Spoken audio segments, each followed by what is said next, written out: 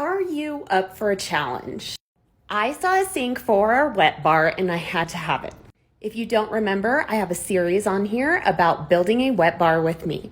I'll even link the video in the comments. Most farm sinks are flush mount, and I happened to find one that actually rested above the quartz countertops, and they told me it couldn't be done.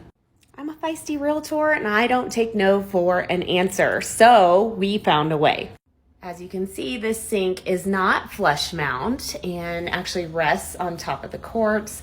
It required not only a special cabinet fitting, but also required some pretty extensive quartz work. But I wanted something that didn't look like everybody else's, and we made it work. If you're designing something, you have to work with a reputable contractor that will help you get your vision accomplished, but also be realistic with those goals. Let's be honest, messing up quartz or a cabinet is a very expensive mistake and something that should be avoided at all costs.